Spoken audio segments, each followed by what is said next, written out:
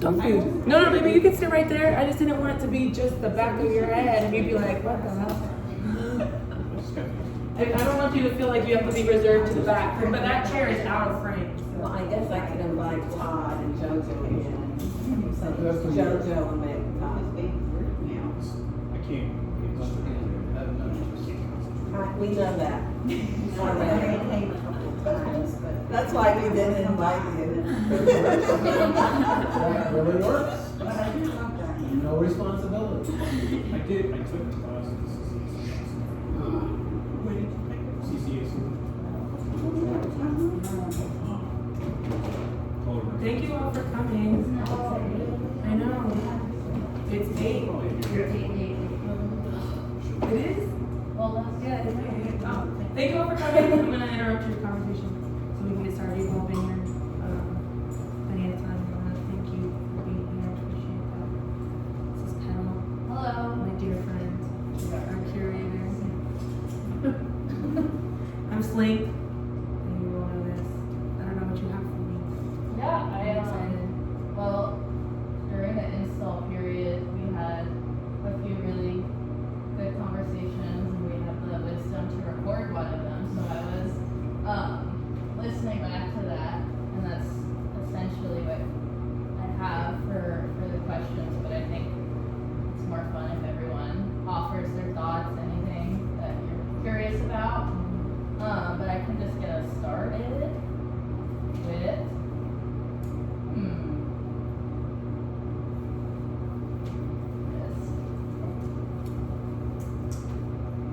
Okay, so we talk a lot about, I would say, shit, giggles, shits and giggles, and then also water. So with like different expansions on that, you could get to like, well, the excremental as shit, you know, you can talk a lot about waste and desecration of the land, but then also just like the comedic idea of shit, making light of things. There were a lot of like kind of dialectics you were bringing forward when you were talking, but I guess, yeah, I was wondering if you could just educate us all a bit about how water is a unidentified living organism. Yeah. I think that was one of the more helpful So things you what told me. they're referring to is part of the language of the show. I used the term or phrase apotheosis of the excremental, which is a very fancy way to say, yeah, and like praise trash, right? Like apotheosis is the process of becoming and like evolution. So caterpillar going to a butterfly would be like an apotheotic process, and then excremental, of course, the shit. And so I refer to this show as shits and giggles, in the way that it is very, I would say, intuitive and also just something that is inevitable with consumption, while also being like very important and necessary to life. You cannot have life without waste, without death, and without laughter, right? There's no, they say laughter is the greatest medicine. And then water enters that conversation. Mostly because what I deal with are materials that are like actively polluting our waters, but they also require so much water to make. The making of one plastic bag is absolutely phenomenal. You should watch like a 12-minute video on YouTube, but it requires so much water and it's crazy. And I think a lot about water, and scientifically, it is not defined. Like it's an undefined substance because it is alive, but it's not alive in the way that humans have defined living or organism or being. This is where like you taught me about molecular physics a little bit, because Quantum physics is a little bit of my thing. well, yeah, you brought up like dead water. Yes, because it can die. How can it die? Okay, so water is alive in the sense that when you look at it under a microscope, it forms very beautiful crystalline structures. And each structure changes with its vibration and which state it's in. So solid, liquid, gas, or if it's exposed to like positive words, it actively creates more complex and more aesthetically pleasing structures. If you speak to it in an aggressive way, or if it goes through 90-degree angles, its crystalline structure breaks and it essentially dies. It becomes stagnant water. And so that's where you get where water can bring life and is essential to, life as we know it, versus drinking water that makes you sick. And then you're like, oh, now I have, dirty water in my system, like cochlearia or some type of something. And yeah, that's, I don't know, something about that idea of water being alive and water being intrinsic to everything that we make in the periodic table just made me that much more attracted to objects and dive deeper into object ontology and honestly just start collecting all the stuff you see is stuff that has been like either found on the side of the road or somebody in the city. Everything is Cincinnati based. Someone in the city has either collected, a few of you were here around saying tattoo artists had collected their styrofoam over the last like 2 or 3 years. These little drippy things are made from 4 or 5 gallon bags of styrofoam. So like that's the only thing like that I did myself didn't find. But all of this stuff, all the metal I found in my walks or something that I personally use. Like these are all my single waste plastics and packaging over the last. I would be lying if I gave an actual time because I have my whole studio is full. I don't throw it away. I simply won't. Yeah, I remember when you talked about water, it was a lot to do with that process of apotheosis or like the raising something to a different state. You even talk about art making as something part of your feralness. That was another main, that's what I remember we talked about the most too. It's just, you said it was like a combination of fear and curiosity. So before I go to that, sticking with water, what piece do you really feel tonight kind of captures that wisdom of water? Captures sounds like the absolute wrong word, but. Well, so I know like that was this painting on this TV here is of the Ohio River from a corner of Queensgate, like underneath an overpass, right where the train tracks in Queensgate starts. But there's a little, I'll actually grab it because we can do a little pass around. But this iPhone was my iPhone for like the first 5 years I was in the city, and I used a processed UV printer to print a photo of one of the many fishing trips I took with Uncle Shorty to this little lake in Mason. It's like a common, I forget what the park is called, but he's a Cincinnatian. And that was the first experiment I ever did, and that one to me speaks the most of water conceptually, not because I find it like successful. I think that as an experiment it wasn't that successful, but conceptually it means the most to me with the ongoing genocide in the Congo. And something about Uncle Shorty's hands, he was a sharecropper growing up in Arkansas, and now he's 80 something, he's like reclined to his walker, but like the only time that he can like do things on his own is when he's fishing, and that's like we sit there and I listen to his stories. And yeah, I just had I was sitting there that day and I had the vision of this show, and yeah, that's my answer. I don't know. That to me is the most like indicative piece of like how water and this show came together. When you speak about the title, Sanctifi'd. Yeah. So I'm Southern. I'm from Jacksonville, Florida. Swampy. I was raised. My mother would agree we were quite culty growing up. We're not anymore, but at that time.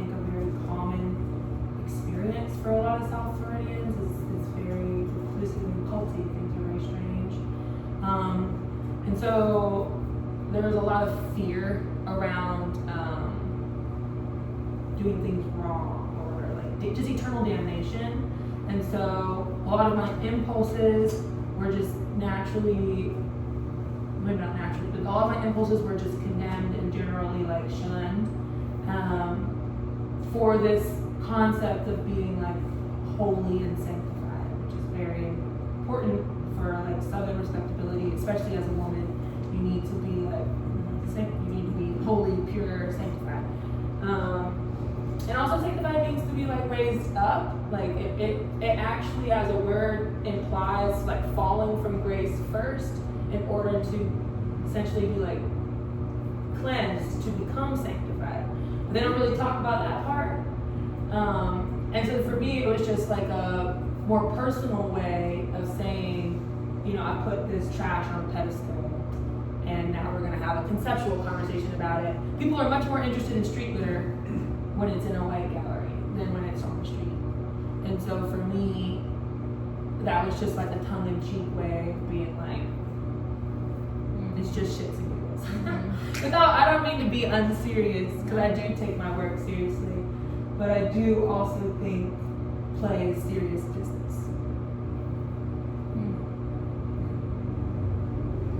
Pause for my questions. Anyone jump in? I'll ask about the play and seriousness. I'd like to expound on it a little Yeah. more. Yes, please. So I am a big advocate for this, I guess, expansion of feminist theory called pleasure activism. Adrienne Marie Brown released a book under that title in 2018, and that was a very affirming and also like it was just a deeply affirming experience on my. I've never felt, because at that time I had just got my bachelor's from UC, from DAP, and every professor at that time, I've always been mixed media, every professor at my time was telling me like, simplify, pick a medium, you're talking too much, like your stuff is just generally too chaotic, you have to pick one. And I was so deeply offended and hurt by this, and I didn't understand how to articulate. This is also when they were launching the co-op program, and so they were really pushing fine artists into graphic design and illustrative fields. And I was like, no, I'm a studio artist, like that is not my thing, I do conceptual work. And at that time, DAP was not on that emphasis. They did not support that way of thought. And yeah, Kate Bonasian and I actually like had a lot of clash about this. And we're fine now, but that actually, I was very frustrated, and I was like, I'm alone, nobody thinks like, I'll never find a place in this art world. I was very bitter, I was like hurt, I was jaded, I was also like 19, 20, so I was stupid. And then the lockdown hit, and the book was released, and a lot of things kind of came into play, and then I kind of was just like, well, if we're all gonna die, I don't really know why I give a shit, like, so let me keep doing what feels right. And I also realized that the rebellion and the aggression with which I was approaching school, because I started school, I left home and I started school when I was 17, so I feel like I was very young, and I was very aggressive. And I think that's why the materials didn't have the resonance that they do now, because my work has never been more chaotic, like materially, or maybe I feel like it's a little noisy in comparison to like my very old stuff. So when people were talking about my old stuff being noisy, I feel like it was because it was rooted in this rebellion. And it wasn't until I started rooting myself in play and pleasure in my own practice, with my own self, and how I relate to my materials, and my own impetus and intention on showing up with my work, that it started to translate what I was trying to say, which was, we don't have to keep throwing it. Throwing it away doesn't mean that it didn't happen. Saying that, you know, this is trash now doesn't mean that, it does not take away its inherent worth. It doesn't help with the aftermath. Like it ends up, if we just say we're gonna get rid of this thing, or like screw this culture, or screw these people, or this way of thought, that disposability culture and that like aggressive rejection culture poisons the land, poisons us. It doesn't solve anything. It doesn't give us anything other than more division. So play, being serious business, I don't know, I think it saves not just my art practice, but it saves like my mental health. It's allowed me to make connections with people that I would have written off as like, oh, I could never bond with this person over here who has, I don't know, like 75 or whatever, like we could never relate. And I feel like through pleasure, I have found more similarity and been able to bridge like seemingly unbridgeable gaps, like with generation, with class, language barriers. So yeah, I don't know if that was too. So I always ask this question, especially I always you too. I always ask this question, and I've asked you this question before. Like, when you're doing the piece, when do you know it's finished? When do you know it's getting into how the way your thought process is like, you know, with that approach. Like, when did you know that was done? Or how do you know, you're walking down the street, you can't pick up every piece of trash. So Right. you must be thinking when you see something like, Yeah. oh, I can. How does that come about? I mean, I want to know how your mind works because it's. Yeah, thank you. I will, so, I don't know if you, what's Caroline's last name? Anderson. Or Turner, yeah, right, she made it. So, I told her, this is a professor at DAP, I had told her that my practice is intuitive, it's very compulsive. I have made marks before I could walk. I would leave the crib and just, my mom would come down and we would clean foodstuffs at like 8 a.m. or 8 months old at like 6 a.m. because I'm smearing stuff on the wall. So in that way, the marks are very intuitive. Drawing and the laying of things is very much like, if it pleases me, it's good. I would say that that's how, like, I knew I was done with this piece. Same way with like when I find a material. If I walk past it and I'm like, oh, I want that, or if I walk past and I feel any guilt. If like I noticed it, at that point, if it's like I noticed it, I have to pick it up.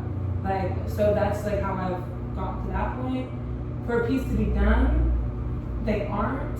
I talk about my work as a living word. Everything you'll see cycle. Like some of these pieces, if you've seen my older work, like this has changed at least 4 times. That, like this fabric was in two or three other works over the past 5 or 6 years.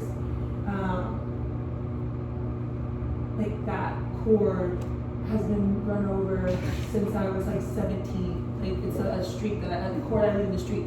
While other stuff is very, hi, welcome, coming in. Other stuff is just very much like the piece that y'all got. That one I knew it was done the moment I did it. Like it didn't need anything else to be touched. So I think it really depends. It feels like a conversation with the piece, like in the materials and stuff. I try and let each piece have a sense of autonomy. But it is very intuitive. I can't be like, and once I have done 7 processes, it's done. But sometimes it really is that formulaic, and I'm like, all right, there simply is no more room on the paper. It's done. But some of these works, they will be reworked on. Like that canvas that you were talking about, like that one is definitely not done. Like that one's gonna live for many years. But like these pieces are done. This one's probably done. I don't know. We'll see how I feel in 5 years. The question and your answer too kind of goes back to that notion of like nothing to you is disposable, but also, I mean, I'm of the same perspective too. But I do throw stuff away. Yeah, which well, is crazy. I would be curious to see like a comparison of how much goes into your studio as far as waste, and then how much comes out. My studio is is truly disgusting right now. Well, you know, it's all a process. It's not. It's not full. It's not disgusting. I have 6 shelves full of garbage bags. That's what I mean. Like, it's disgusting. Like the fact that me as a singular person has consumed that much waste, and we're how many months into the year are we? Like just now in the 8th month. Like that seems truly vile to me. However, Yeah. this took a lot of waste out of my studio, believe it or not. Yeah, it still has to go back, which is crazy, and life still happens. Consumption is still going on. I think a big through line too, for like just like looking at the show for me is like, man, you really put yourself, all over the city getting stuff, but also you're at the library, you're in your studio. These objects have been with you, some of them for years, and we're serving a utilitarian purpose. And there's a lot of, well, when you were talking too about the Feral's Day, of curiosity and the combination of curiosity and fear, I remember you describing like an animal that's scared, or like it's wild, it's feral. It's like it's not freaked out to the point of panic, but it's still this mixture of afraid, and then also you said feeling out its surroundings, kind of like using its embodied form to understand what's around it. So I think, I don't know, I feel like the humor element for me, what came across a lot is like, yes, we have to witness like the mess, the litter, but also there's like, that moment of pause, and then you choosing to like entangle your fingers into the trash and like take it into another phase of its life, I do feel like this was more about shifting from fear to being alert. Because I think fear can, like, and how we understand it specifically in like this Western context, can be immobilizing for the mind. And like what actually like animals experience in the feral sense would probably be more akin to alertness, like just being like very, very aware of where they're at. I really like these metal pieces for how they kind of confuse time and place, and so people end up really standing and staring at something they actively never would have looked at on the side of the road. I don't know, I think that's just so funny how I get so many compliments on this little piece from the walk-ins during the gallery hours. I imagine it being like significantly longer, but I think it's so funny because all of that stuff you all have, like this, people just throw it away. Which one out of all of them do you think is the funniest? That one, I think that's hilarious Okay. to me personally. But I also like, honestly, if I was to be, no, the funniest one is the spider wave. The spider wave, yeah. Yeah. The microwave spider wave. Yeah. That one was pure joy to bake in. It was Yeah. pure joyly inspired. Completely useless, and I have no idea what function it serves. But it was just an absolute joy to make. Microwave vibration.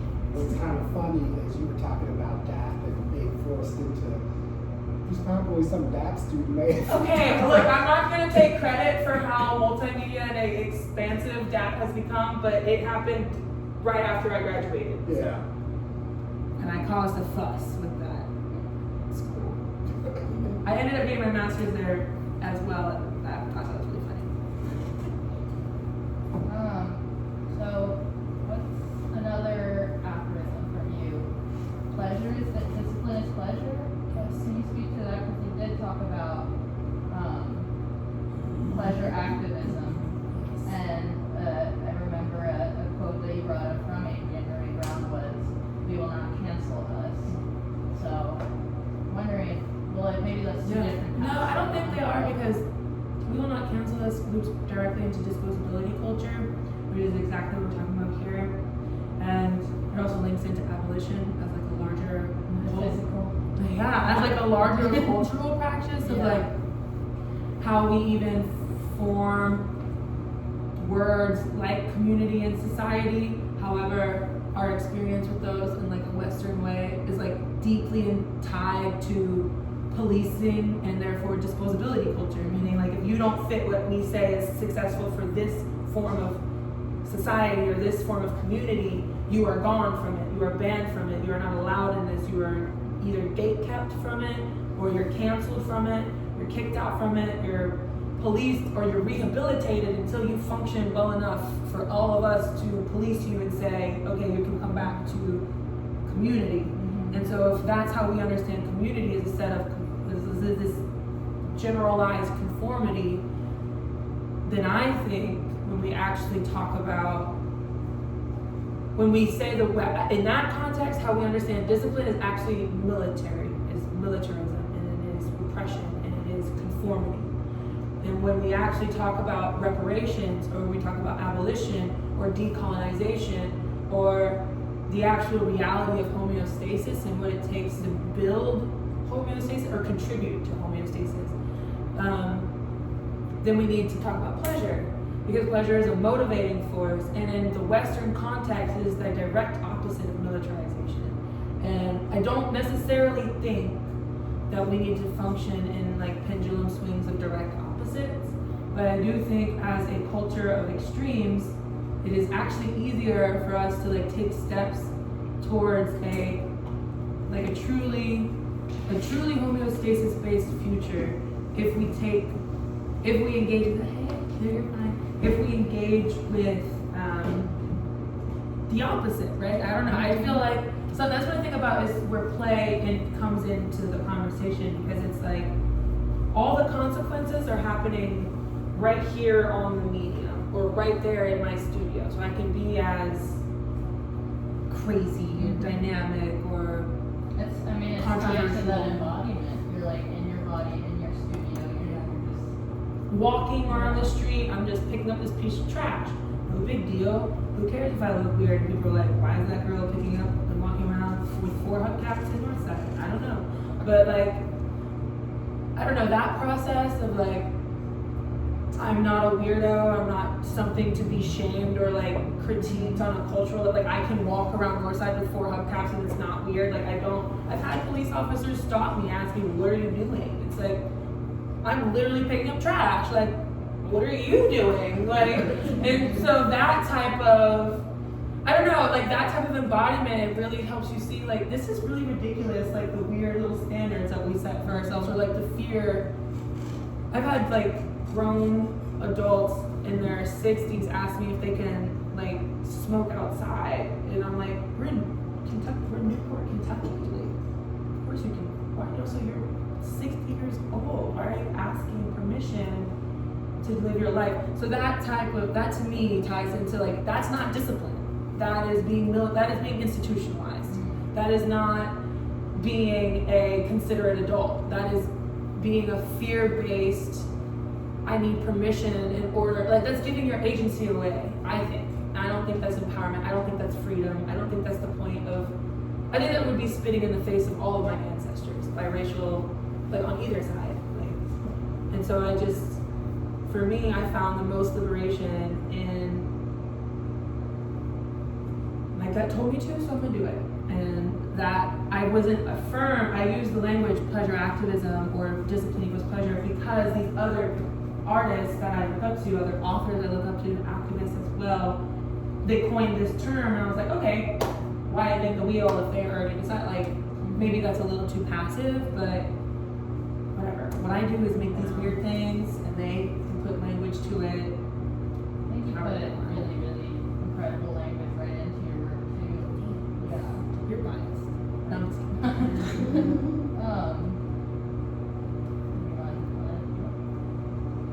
I'm just curious, at what point did you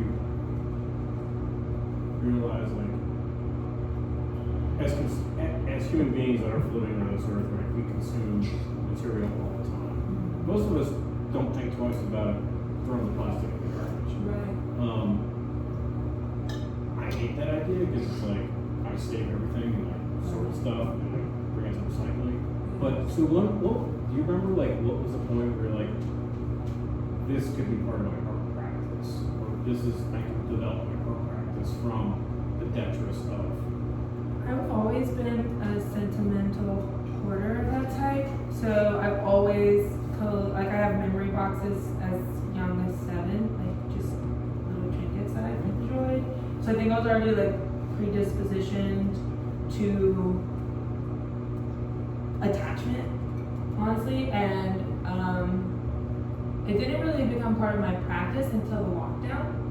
And the reason why is because I went to Berlin for a 6-month residency in 2019. I think it was like either August or September, and I came back mid-February. The lockdown happened like the first week of March.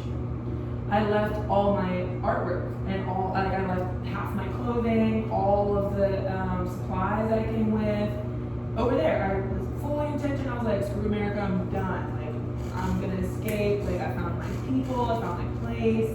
Cool. Come home because I need to renew my visa in order to do this lockdown. Now I'm stuck. I don't have any art materials. I have none of my clothes. I have no idea, no one knows what's going on.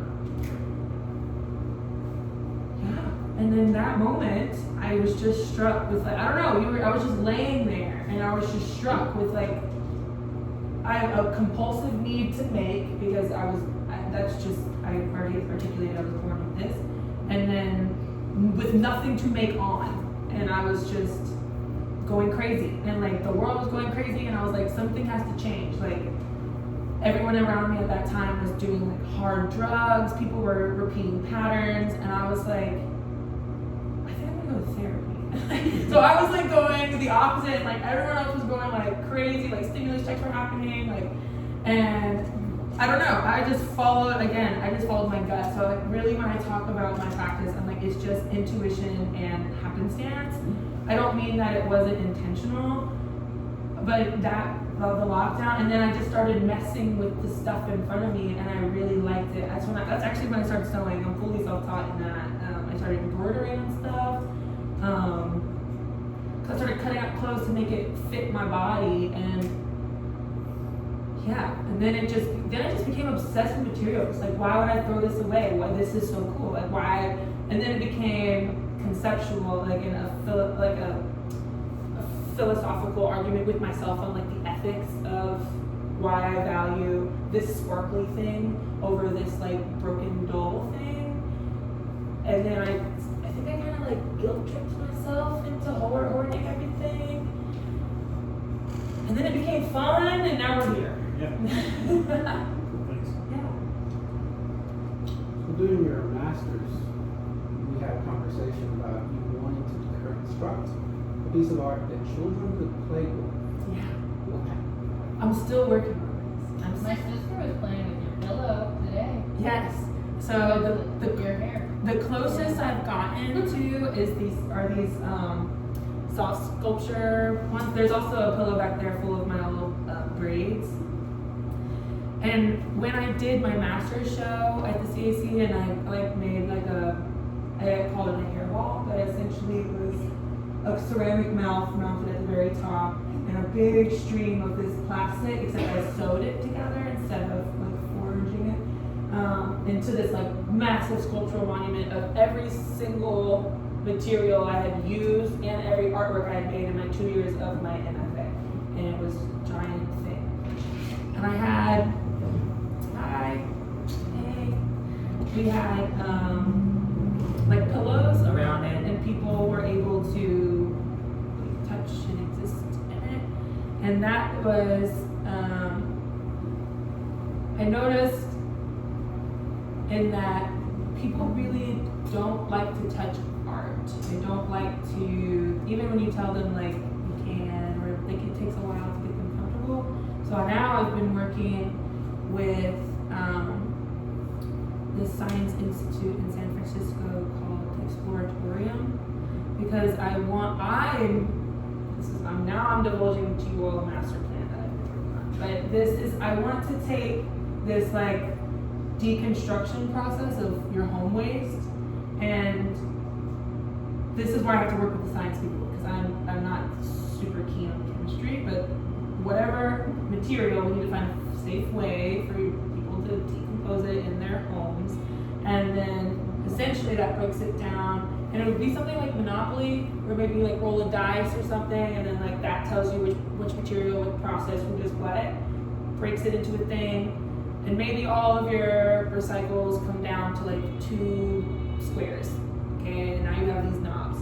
And then once a month, the entire neighborhood or the community or the county or whatever comes together and they take their objects and we build something. I don't know, maybe it's a puzzle, maybe it's a jumbo gym, maybe it's a, and then it like grows with each month, with each festival, with each iteration into a public sculpture, like for each, and then ideally it would be like a Route 66 situation where everybody travels to every county to see their monument of accountability. This is what I consumed, and these are my objects, and these are the things I've touched, and this is what we as a people built together.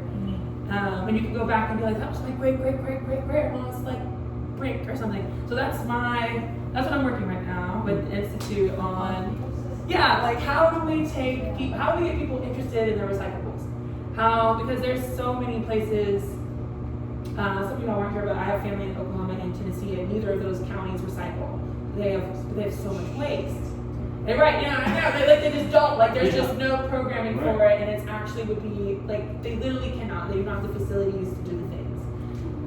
And yet these people still consume, right? And they still are able to consume at the level that we all do. And they have guilt, they have shame, they have frustration.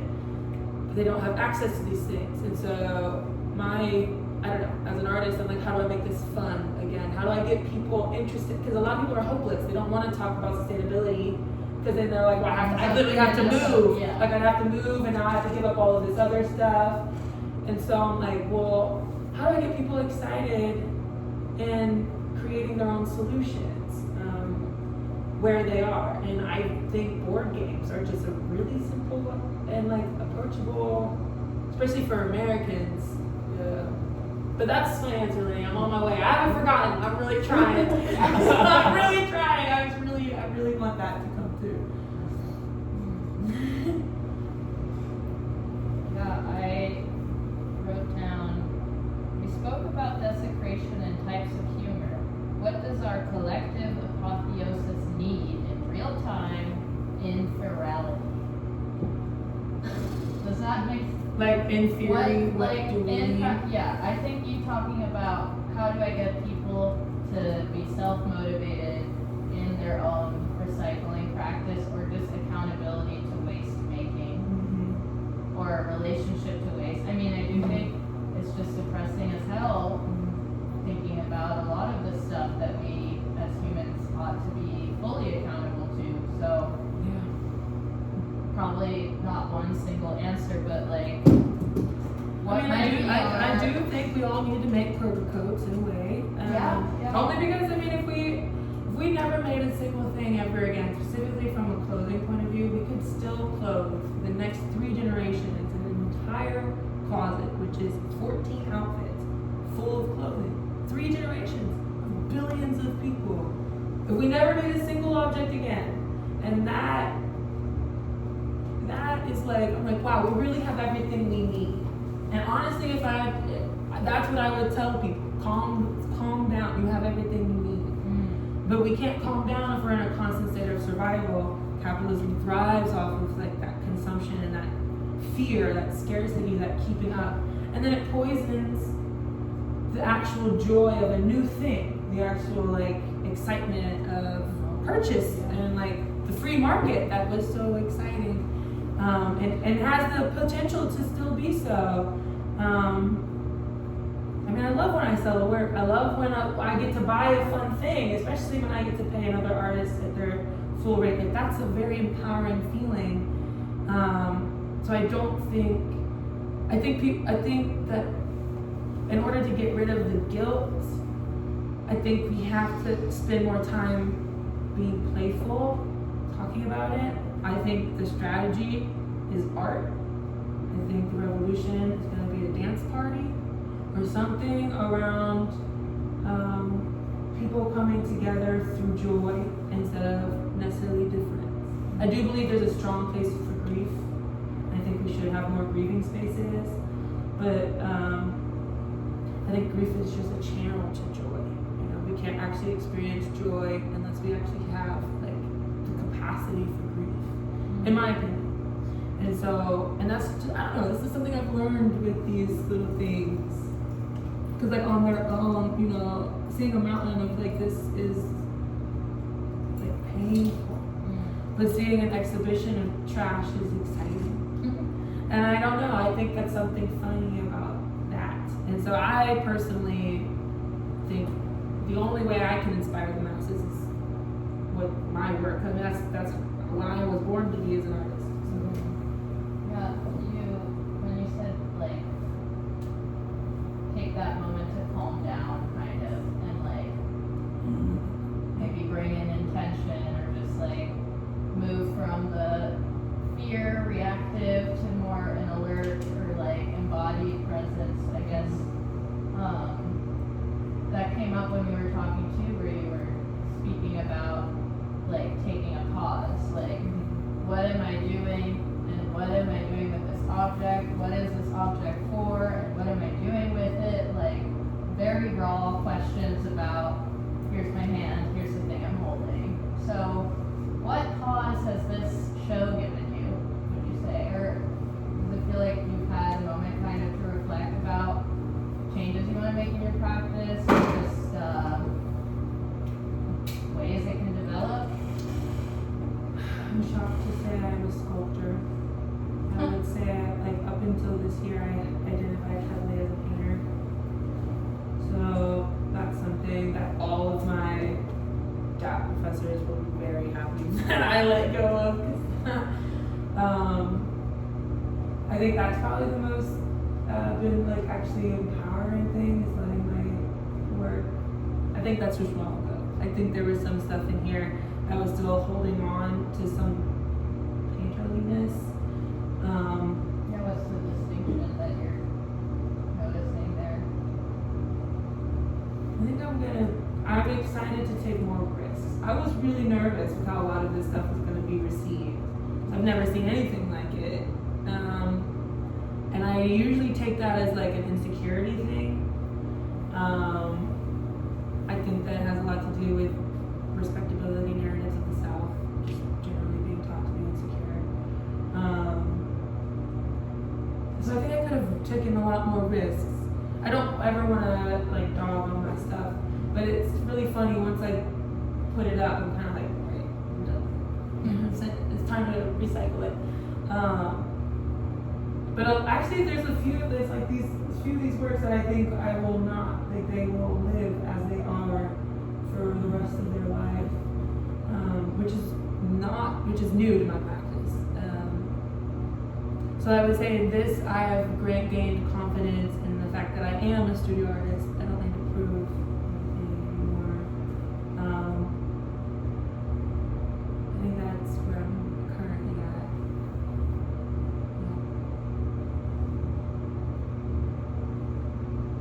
Do you know anything else? Cool. I do want to know about hopscotch. Hopscotch piece. This is where the play comes in, right? Like I want to Oh, run yeah. up on the wall. Oh yeah, so that piece, some of y'all heard about it already. So there was a show at the Cincinnati Art Museum called The Rodin Response by Miranda and some of her undergrad students. I had already graduated. This is with the Art Academy, and I think some DAP students. I had already graduated. I have a studio in the Recycle and Reuse Hub in Queensgate. Miranda came and saw me working on some stuff and asked me to be a part of this Rodin Response show, but to be the digital installation. So I don't know if you guys saw the show, but in this sculpture show, so Rodin is the guy who made the thinker, and she was making contemporary sculpture in response to his to rodents, very tactile. His work was cool because it was, you could see fingerprints, you could see chisel work, you could see the actual rawness of what it takes to make a sculpture. Groundbreaking for its time. So Miranda was making humanoid plant figures, so from yard clippings. She made her own material from yard clippings and like some other chemistry processes that are her artist secret, and built these like frames of these creatures that she was positioning come after human life.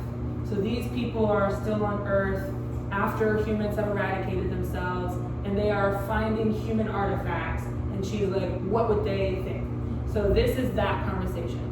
So then she wanted to introduce, she was like, I don't know how to enter the digital world into this sculpture conversation, but it needs to be there.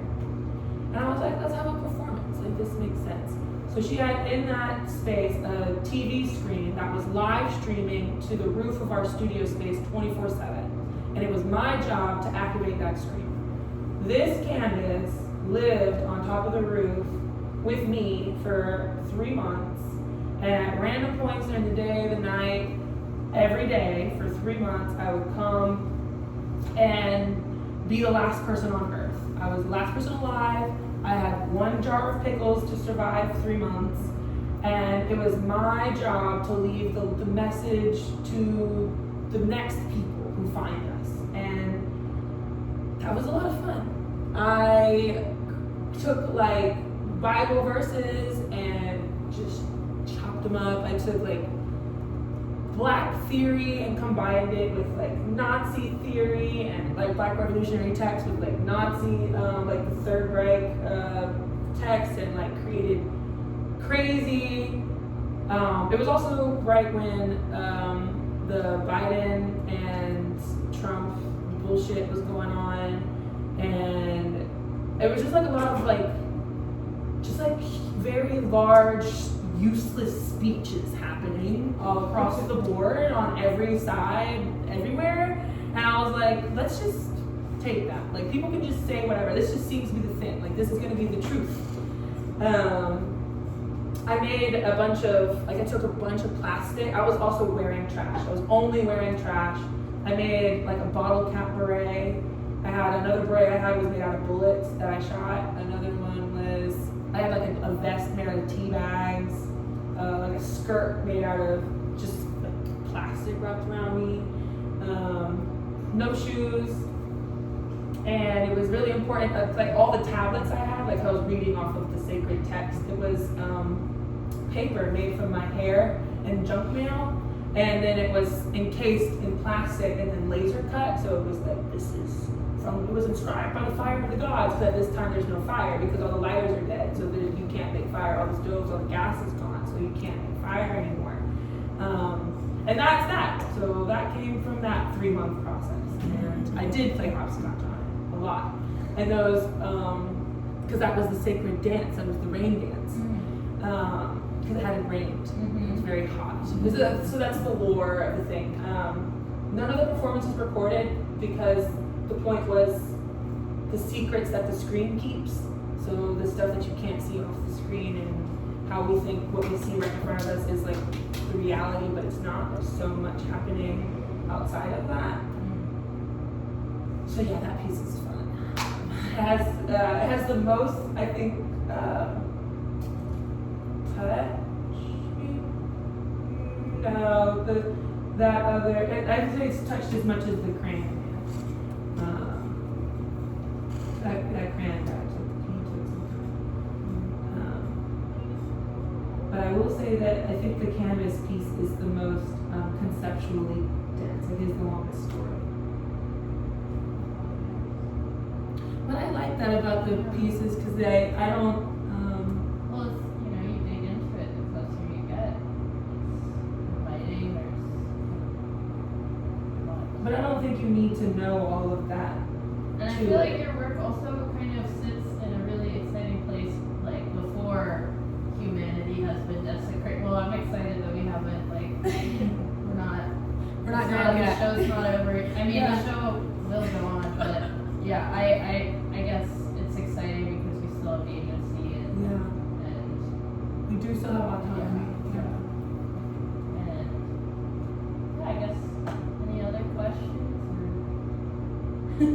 sitting on. I swear I'm embarrassed Right. because I missed it. So I always heard the phrase discipline equals freedom, which is sort of a probably a more capitalist way to look. Like you have the discipline to do what you need to do, and it gives you the freedom. Absolutely. And I was thinking of in context of, you said discipline equals pleasure. What does your discipline look like, and then what is your pleasure? That's what. Yeah. So for me, I think I would describe that in the same way that when people ask, what do you do? And I say, I don't. Because I don't really want to be put, like, I know what you're trying to ask, I'm not trying to be snarky, but it's also like, my discipline is my pleasure. So, like, what is good for me is good for the world. What's good for the world is good for me. So even if I'm like, I would really don't want to do my yoga practice today, like I'm actually so tired, I think there's the balance between knowing when it's like holding yourself to an unrealistic standard of doing the same thing every day. That's not necessarily discipline, that might be militant. Like if it's no longer bringing you joy, that's not discipline, right? That's not, because it's not to my benefit, it's not bringing me pleasure. That could be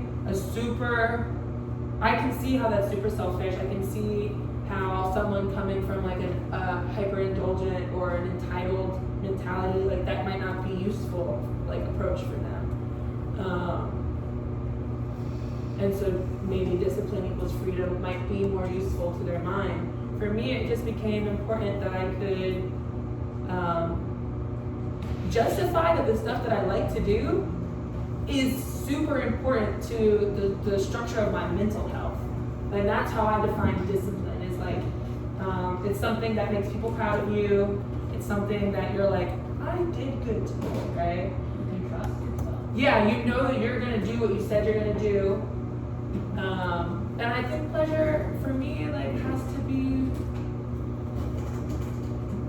Is it pleasure if it's detrimental to my health? No. Is it pleasure if it hurts the people around me? No. Is it pleasure if I have to keep it a secret or like I feel shame about doing like no. So I feel like for me, I had to erode their differences and just put them as the same thing, so that I could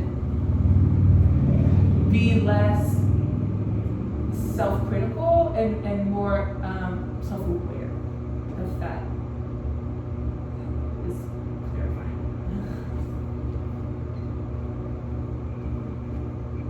I don't know if that was clear enough. Yes. Awesome. Does anyone else have any other questions? I appreciate you all saying yeah. I have a question. I really appreciate your vision of the communities building the arts, and like I'm sure a lot of people would be like, it's crazy pipe dream down the road. But we need that. We need artists that envision this possible future that is fruitful in his community. And that's really appreciated. Thanks. No, that's exciting because yeah, I mean people are I was like, people aren't gonna want to play with our trash, but like people have been saying they want to, so that's exciting. No, I'm grateful you all came. Thank you all. And if you have any questions, of course, or comments, even if they're like critiques, I'm definitely open to it. Thank you all for coming, dealing with this heat.